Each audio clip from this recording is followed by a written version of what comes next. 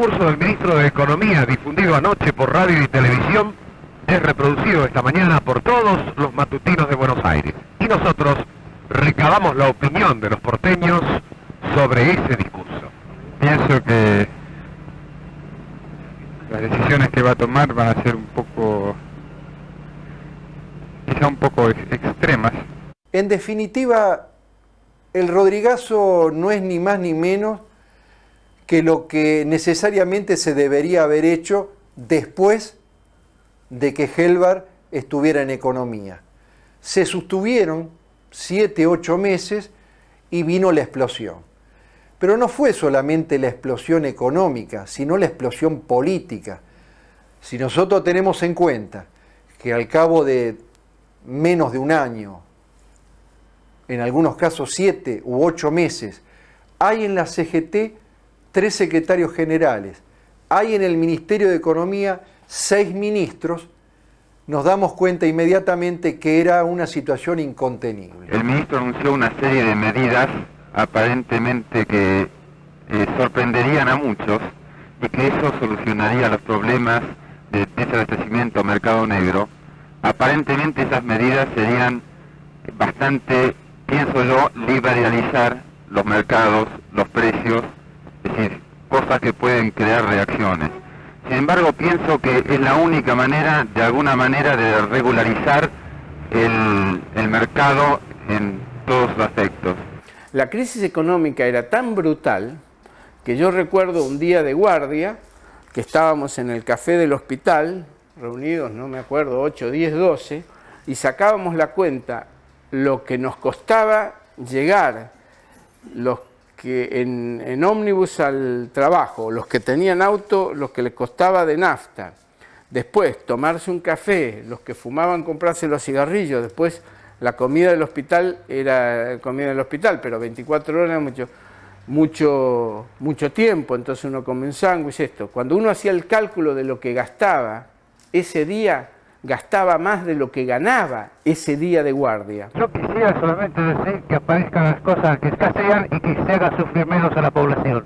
A partir de ahí empiezan a sucederse conflictos en todos los lugares del país, en todas las ramas, las industriales, en servicios, en todo lo imaginable. A partir de ahí también, con todo el trabajo que se venía desarrollando en las organizaciones sindicales, empiezan a aparecer con mucha fluidez, porque tampoco se descubre nada, las famosas agrupaciones de base, las famosas coordinadoras. Esto lleva, en determinados momentos, a que lo que nosotros considerábamos como burocracia sindical empieza también a hacer agua. Todos los artículos aumentan el doble de lo que a nosotros nos quieren ganar con un 38%, cuando ya sabemos que la vida aumentó un 150%. Yo quería que me explicara a este señor cómo solucionamos el problema. Que no nos van a dar un 38% y la vida aumentó un 150%. La verdad que no sé. No le veo solución posible. Esta serie de huelgas fabriles, de seccionales de grandes gremios, como metalúrgicos, de algunas regionales de la CGT, se daban al margen de la Dirección Nacional de la CGT y de la burocracia que estaba dispuesta a aceptar, aunque sea críticamente, el Plan Rodrigo.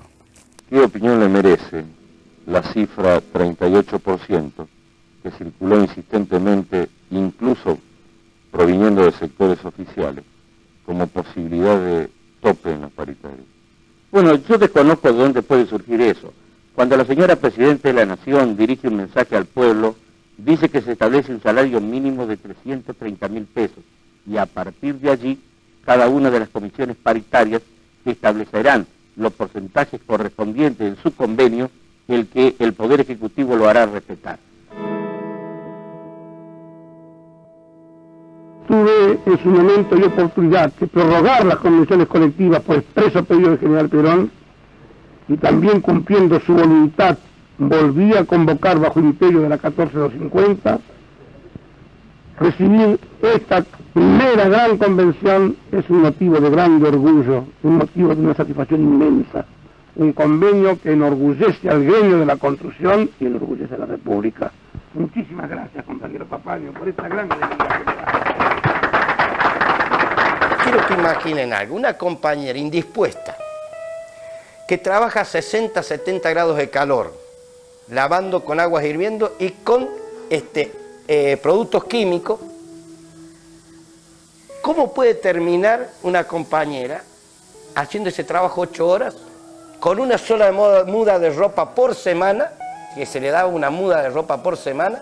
Entonces, quiere decir una cosa, otra de las grandes conquistas, primero, que se le respetara el día femenino a la mujer, segundo, que se le dieran como mínimo 2 mudas de ropa por semana para que estuviera limpia, higiénica la persona y no terminara así.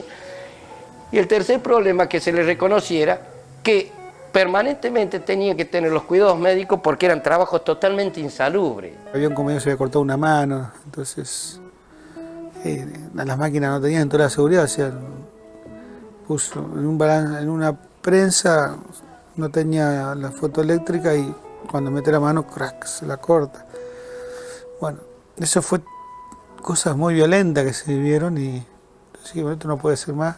En mi caso yo pertenecía al gremio de los camioneros, cuando Moyano estaba haciendo sus primeros palotes.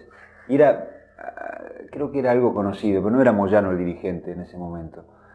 Y a nosotros nos había significado una buena cantidad de plata, ¿de acuerdo? Y no era el convenio más alto ese, porque los camioneros en esa época no tenían el poder de fuego que tienen ahora. Los metalúrgicos logran el 100% de aumento, que al chiquero que había hecho Rodrigo no le alcanzaba pero arrancarle el 100% de aumento. Nosotros habíamos arrancado el 40% y las 8 horas las 8 horas corrida. Empleado de comercio había logrado la hora corrida, que después fue abolida por la dictadura. Habíamos logrado el sábado inglés. Hoy un mercantil trabaja 16 horas por día, por 400 pesos. Se habían logrado, y vos hablas con cada compañero de cada gremio, te sentás con los docentes, te sentás con los metalúrgicos de esa época y te van a decir las cosas y lo que le habían arrancado en cada fábrica, en cada lugar concreto. No había comedor para los trabajadores, tenían que comer entre las máquinas, no había, para pelear un zapato de seguridad había que, bueno, parece estar descalzo, si no te lo daban, la ropa de trabajo que en lugar de darse una vez por año te la daban cada 2 años. La ley 14250, que es ejemplo en el mundo entero de los trabajadores, ha servido una vez más como el instrumento más idóneo y que además se ha cumplido lo que el gobierno del pueblo en reiteradas oportunidades, a través del compañero ministro de Trabajo, ha manifestado públicamente. La ley 14250 se habrá de discutir sin topes y no solamente que habrán de mejorarse los aspectos salariales, sino las condiciones generales de trabajo, que desde hace 18 años no se mejoraban ni se discutían. Había un molino de azúcar. Terrabusi, ustedes saben, trabaja materias primas, con azúcar, con leche, con harina, con huevo, todas esas cosas, ¿no? Entonces, el molino de azúcar trabajaba una persona, 8 horas, con 20 minutos de descanso, y que iba a hacer su descanso entre las bolsas, por ahí tomarse un mate cocido, una galletita. Y a escondida, porque si lo veían que comía una galletita, por ahí lo suspendían, o no era la galletita de descarte que dejaba, entonces lo podían suspender. Ese hombre tiraba 30 bolsas por hora a una fosa y sacaba 20 de impalpable, porque las otras 10 iban arriba para otro ramal que había de impalpable arriba. Una de las conquistas del convenio, que ese hombre fueran 2. Hace lo propio el señor Lorenzo Miguel, secretario general de la Unión Obrera Metalúrgica. Primero habla un pueblo y hoy, esta tarde, por televisión, tendré las primeras palabras de presentarme ante ellos, para que un pueblo pueda saber quién es este humilde ingeniero Celestino Rodríguez que hoy carga al pueblo argentino con una tarea tan intensa al cual nunca se creyó acreedor. El ministro de Economía se oponía a la firma de los convenios colectivos. Esto había salido publicado en un diario de la época y se recordaba muy especialmente esa reunión de gabinete, porque el ministro de Trabajo, Otero, lo corría alrededor de la mesa al ministro de Economía exigiéndole la firma de los convenios. El 27 de junio, la CGT llama una concentración en Plaza de Mayo que es verdad que fue llamada por la CGT, pero ahí juegan un papel importante las fábricas metalúrgicas del oeste del Gran Buenos Aires, Santa Rosa, Martín Amato, o sea que aún en esta movilización, digamos, el sector combativo clasista tiene una activa participación y lo que se hace fundamentalmente es repudiar a Rodrigo, que era el ministro de Economía, y López Rega. Y el gobierno de Isabel decide anular los acuerdos paritarios por decreto y dar un aumento del 50% y otro aumento, o menos creo, y otro aumento unos meses después. Mediante decreto 1602 del día de la fecha, el Poder Ejecutivo Nacional, por expresa disposición de la señora Presidente y de acuerdo a las labores realizadas y a los estudios realizados en Bienestar Social y en la Secretaría de Previsión y Seguridad y Previsión, se ha dispuesto a elevar a partir del 1 del corriente el monto de las asignaciones familiares en una proporción del 18,17%. Esta medida favorece especialmente a las familias numerosas y a los sectores más necesitados. Esto genera una enorme disconformidad y protesta, no solo de los sectores clasistas y combativos, sino también de amplios sectores de la burocracia, porque la burocracia era burocracia, pero tenía que conseguir algunas reivindicaciones para los trabajadores para seguir manteniéndose en su lugar. Porque, bueno, y habían, digamos, los que habían piloteado en gran medida los acuerdos paritarios era la burocracia. Nosotros, el movimiento de las coordinadoras se daba por fuera, pero apoyando, digamos, toda la lucha por los acuerdos paritarios. Apenas no homologan esos aumentos, yo me acuerdo, la memoria mía es gente yendo a Plaza Mayo, gente yendo, miles. Yo salgo del trabajo, o sea, yo paro en mi trabajo, me voy a tomar el colectivo en Caseros y Rioja, y veo que sube gente, y va gente caminando, va en colectivo, o sea, es una movilización muy grande. O sea, la memoria mía es que es algo grosso, grande.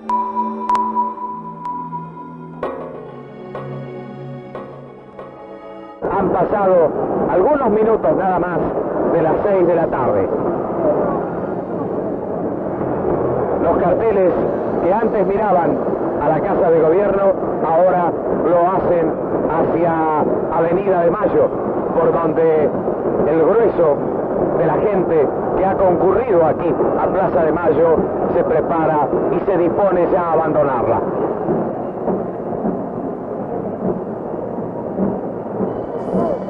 Nosotros las movilizaciones de los mercantiles de esa época eran 200, 300 personas y esa vez eran 4.000 mercantiles en la calle. Vos fijate que era una cosa que realmente impresionante, pero te la arrastraba a los metalúrgicos. Los metalúrgicos marcaban el camino y después venían los ferroviarios atrás. Se convocan sucesivamente a manifestaciones que ocurren durante semanas, callejeras. En muchos momentos se enfrenta a la represión. Córdoba está intervenida por el gobierno popular a través de, en este momento, del brigadier Lacabane, que tiene instalado un aparato de represión brutal, y ya en ese momento ocurren asesinatos selectivos de activistas sindicales, estudiantiles o activistas políticos. Esta situación es de un gran enfrentamiento social y de grandes multitudes marchando en las calles. En algunos lugares de trabajo se ocupan, se toman, pero ya no son las tomas como en el año 69, 70, 71, 72, sino que son tomas casi con una resignación momentánea, patronal, porque se ha desbordado el orden laboral. Lo que hacíamos las coordinadoras era justamente los que nos nombraban como representantes, coordinar esas movilizaciones para exigir a nuestros dirigentes, que eran la CGT, que estaban, lo que hoy le llaman los gordos, los dirigentes que en esa época serían un poco más flacos, pero eran igual de traidores. Entonces, claro, Entonces, a exigirle que llamaran a la huelga general. Entonces se producían miles y miles de movilizaciones, porque eran movilizaciones, el proceso de movilización es muy rico, muy grande.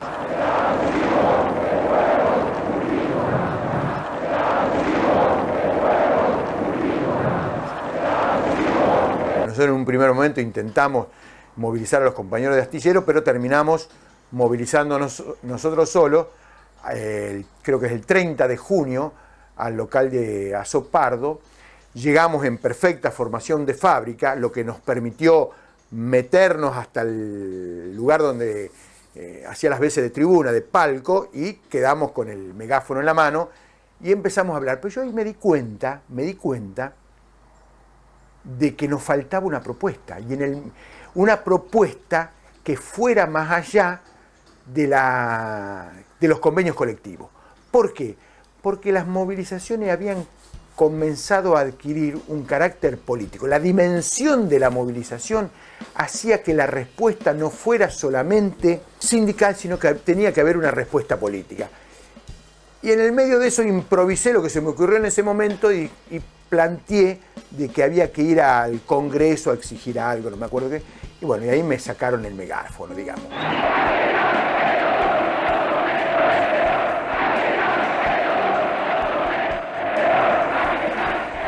Es impensable, 30, 40, 50 mil personas, es muy difícil saberlo, porque además está desperdigada la manifestación por cuadras y cuadras y cuadras. No había equipos de audio adecuados, no era lo importante hablar, se cantaba, me acuerdo, Isabel, Isabel, Isabel, la puta que te parió. Toda esta inmensa manifestación, que pueden haber sido 40, 50 mil manifestantes. Córdoba tenía más o menos 1 millón de habitantes, así que imagínense la proporción entre gente movilizada en la calle y gente que vive, habitantes, incluyendo niños. Es inmenso. Yo creo que es de más magnitud de presencia callejera que en el Cordobazo y el Viborazo.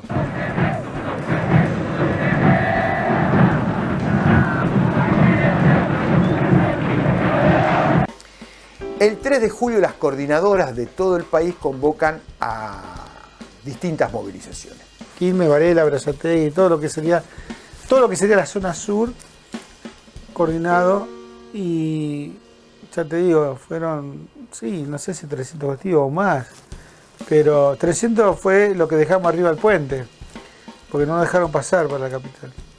En el caso nuestro, convocamos una asamblea en la Plaza Belgrano de Ensenada, y ahí sí, los primeros que llegan a la Plaza Belgrano de Ensenada son los 3.000 trabajadores del astillero. Los compañeros del astillero habían logrado romper la resistencia a la burocracia. Nosotros entonces ahí, cuando nos dejaron pasar y nos venía la represión, pinchamos la goma de casi todos los colectivos y dejamos todos los colectivos ahí. Participan los trabajadores municipales, participan los trabajadores de los pequeños talleres, pequeños comercios. Toda la población de Ensenada participa de la asamblea, se discuten las medidas a seguir y se inicia una marcha por el camino Rivadavia desde Ensenada hacia La Plata, que para mí fue muy impactante, muy emocionante. Cuando nosotros estamos llegando a La Plata, digamos a la entrada de La Plata, por el lado de Ensenada, uno se subía arriba de algún montículo, de alguna cosa, para ver hasta dónde llegaba la columna, y veía, o por lo menos era la sensación que uno tenía, que la cola de la columna todavía estaba saliendo de Ensenada, y el camino Rivadavia ahí tiene unos 5 o 6 kilómetros. Incluso tuvo muchos compañeros detenidos. Entonces, cuando volvimos a las fábricas, en muchas empresas, nosotros tomamos las fábricas, ocupamos la fábrica en todos lados, y estuvimos, yo me acuerdo que yo estaba 2 días con todo el personal adentro, con los jefes y todo, hasta que aparecieron los compañeros. Y bueno, aparecieron. Se levantaban lugares que por ahí parecían inhóspitos de la clase obrera, donde había 3, 4 fábricas, aquello ahí perdida en una ciudad ahí, y se levantaban en rebelión contra el Rodrigazo. Eso la burocracia nunca lo quiso. La burocracia nunca quiso la movilización. Y lo desbordó. Yo considero que esos 2 días en Rosario habrán marchado para una ciudad de 1 millón de habitantes y ponerle que habrán marchado aquellos 60, 70 mil personas, que es histórico. Y todas las marchas iban y terminaban generalmente en el, ¿cómo se llama? En el pabellón de la bandera, en el monumento a la bandera, donde se hacían los actos, o frente a la CGT haciendo despelote, porque se entró a la CGT, los burócratas rajaron todo, la gente entró a la CGT, después se fue. Pero se borraron todos los dirigentes sindicales, entre comillas, se escaparon todos porque la gente los colgaba.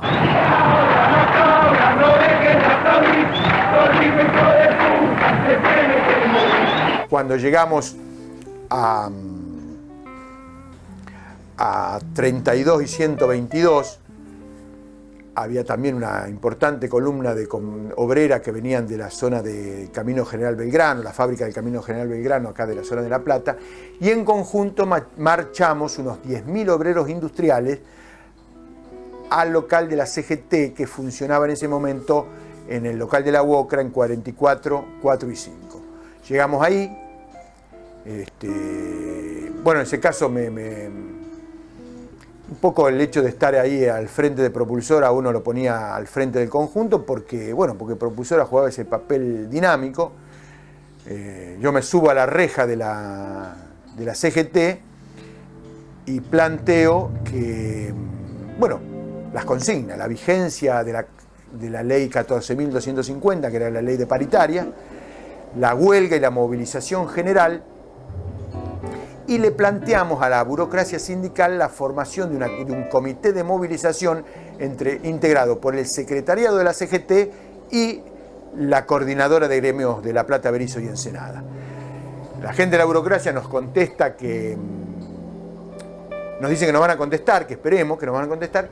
Claro, nosotros que veníamos movilizados desde temprano, eran ya como las 2 de la tarde, 2, 3 de la tarde, nos distendimos, empezamos a comer, nos aflojamos.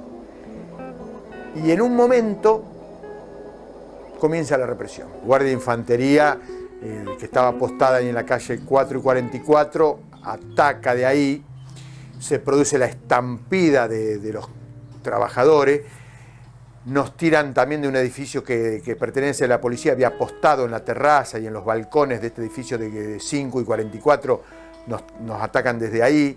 Desde helicópteros también nos atacan y se produce la estampida, pero después hay un reagrupamiento de los trabajadores.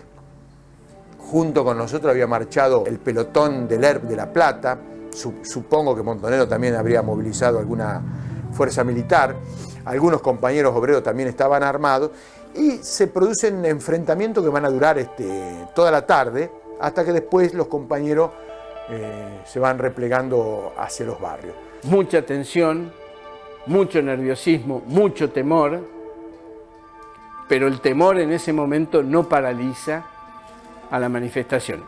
Y el aparato represivo gubernamental de la intervención militar de la provincia y la adhesión está contenido, no se anima, podría haber desatado una masacre. El problema es que esto era clarísimo, que si la manifestación era agredida,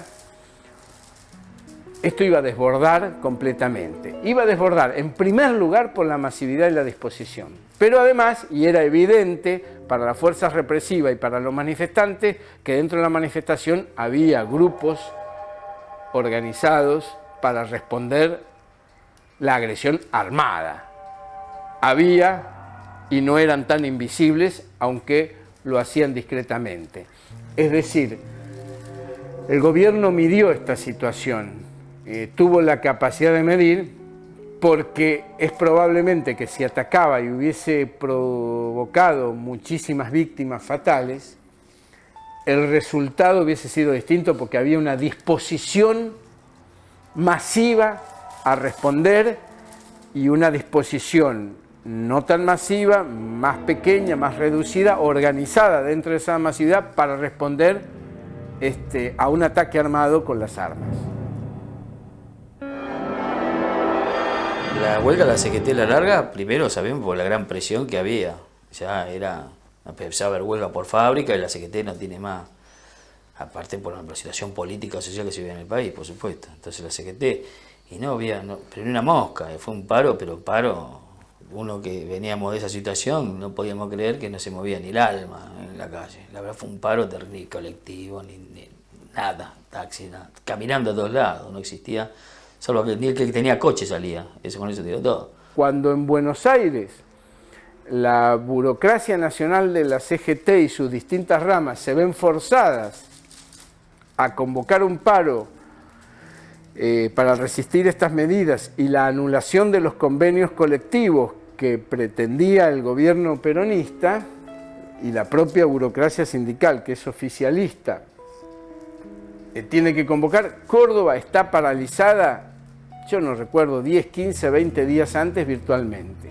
Este abandono de fábrica es impresionante. Las 8 de la mañana, una estación de subterráneos del centro de Buenos Aires. Un candado y una simple cadena sintetizan la situación. Estos paros fueron un hecho histórico, porque por primera vez el movimiento obrero organizado en la CGT lanzaba un movimiento de protesta nacional contra la política económica de su propio gobierno peronista. No había nadie en la calle, fue absolutamente total el paro, al punto que se homologan los convenios colectivos de trabajo y se acepta la renuncia de Rodrigo, la de López Rega fundamentalmente, y bueno, y así culmina, digamos, este periodo de las grandes movilizaciones que a veces se llaman del Rodrigazo, muchos lo llaman del Rodrigazo, yo prefiero llamarlas las movilizaciones de junio y julio del 75 porque dan una idea de la dimensión que no solamente estuvo centrada en un día, sino que se extendieron durante un mes en el tiempo y además se extendieron en el espacio a los grandes centros industriales de toda la República Argentina.